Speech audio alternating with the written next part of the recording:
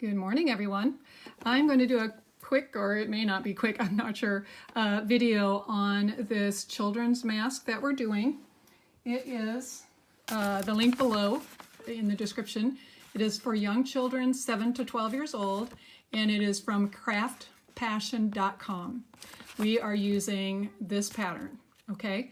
And they've got like version A, B, and C. I really don't know. I pretty much just wanted the shape. And we are making it with no filter capability. We don't need a pocket or anything. If your children are going into a COVID home, maybe find an alternative place for them to be. If it is their home, I would highly recommend that you've got quarantine areas instead of putting them in a room with a COVID patient, okay? So let's start out. You will cut two from the main, it says main fabric. This will be your print. So in this case, it was one with monster trucks. All right, here we have one with little hands. You know, try to find prints that are fun for children, but we're gonna use what we've got. The good thing is this pattern really can be made out of scraps. That's what I did. I had to go through our scrap bin because we've pretty much used up everything we have making masks. So luckily the quilting scrap bin had some good candidates. And then you're going to cut two for a liner. On the inside of this mask, you see we have a liner. I'm sorry, I keep bumping that. But, you know, again, the liner needs to be a quality cotton. All right, or a muslin is really nice if you've got a soft muslin. Some muslins are scratchy, so let's not use those. Okay, now, there is a 1/4 inch seam allowance. This is important. Otherwise, you're going to end up making them for like a 5-year-old or a 4-year-old, which is fine, I guess, but I don't know that we'll have as much call for those. Now, I happen to have lost my pattern for the lining. It's smaller.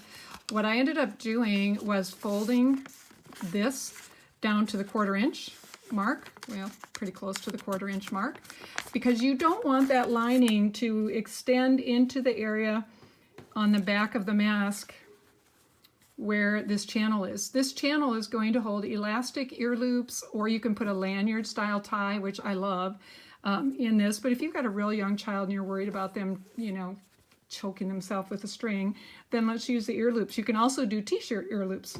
You know, when you pull a t-shirt real tight, you get this tiny little rope. And if you look and compare it to the 1/4 inch elastic, it's even daintier.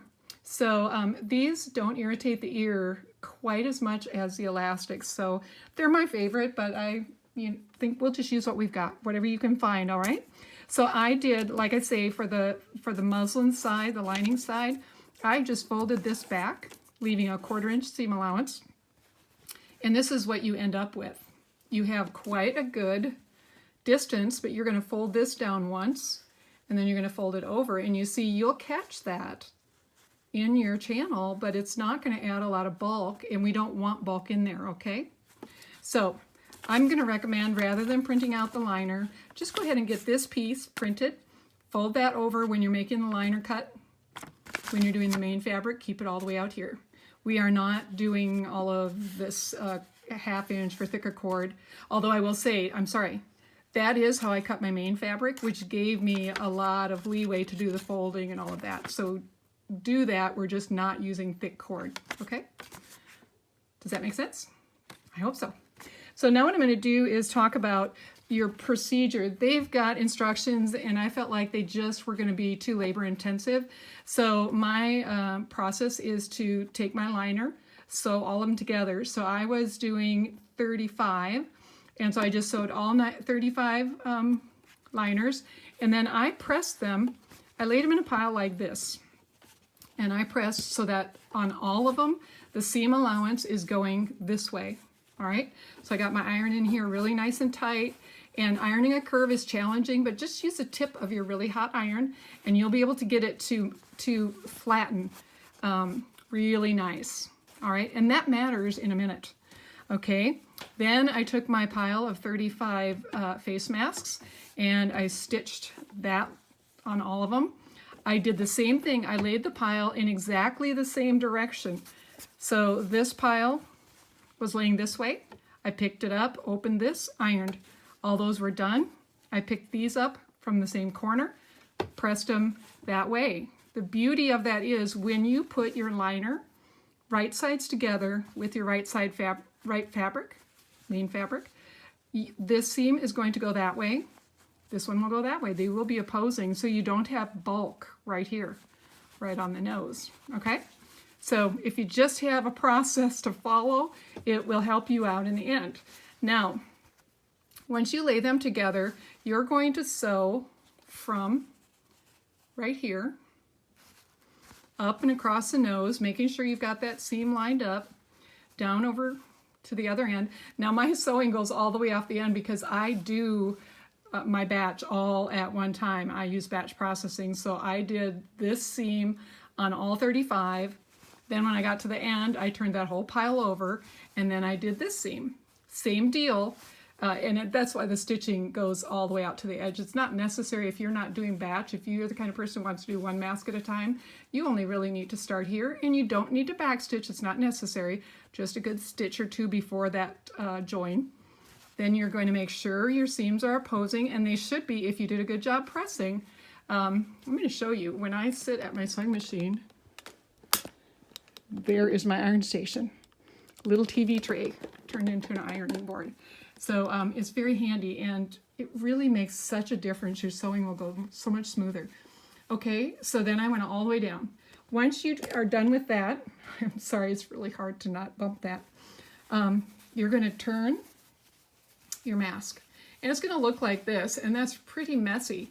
So I will generally take and finger press this open a little bit. Then I will lay it on my ironing board, and I will iron. At this point, I do begin just doing one at a time. So I will get it pressed really well here. I'll push that in. I'm going to tell you, you have to be very intentional about getting this all the way out. If you aren't careful, what you're going to have happen is a pleat up here that's going to be like this. And you won't know it, but the shape of your mask will be too small. It won't come up over their nose, and that is critical. We need to cover the nose well. So if you have to, get in there with your fingers like this and make sure that that is all the way out. I also recommend, if you've got glass head pins, you can just go ahead and put one right there so that when you steam press it, you won't melt your pin, the pin ball, and it will stay right where it needs to be. Same thing, you've just really got to be intentional about this curved seam. And you know, if you're slow and careful and have a good hot steam iron, you will be able to get this to press up nicely. Over here, don't let it do this. Don't let it get really skinny out here on the end. I don't know if you can see that very well. Black isn't real helpful. But the one benefit of running that seam all the way out there, you know that needs to be folded in. And being a little generous here will work to your advantage, because then when you fold it over, it's not going to stick above the mask. We don't want to have something like this. Okay, let's not do that. All right, so let me show you this mask after I have it ironed. This is what it looks like. Really nice, good, clean turn. There's no tucks anywhere in here. This is not folded over. That is the seam right on the edge. Same on the bottom. And this is all just a really good steam iron. We'll do all this for you. So now I'm going to actually top stitch this one. In their directions, they will have you top stitch this piece, and then top stitch this piece, and then assemble. I don't want to do that because when you're breathing, this mask does not have as much breathing space as a pleated mask does. So you don't want this to get drawn in toward the nose when the child's wearing it, because that's going to make them freak out and want to take their mask off. So by leaving that top stitching till now, we can do this. We will start top stitching at the top of the nose. I'll come down. I'm going to go all the way down here. Then I'm going to go up here, up and across, all the way to the other side. down here, and going down here just helps that fold to stay when I'm trying to make the channel. Then I'll come here and I will overstitch just a little bit from where I started or where I turned this corner so that I've got double stitching, and then I'll be done. So it's just one long continuous stitch.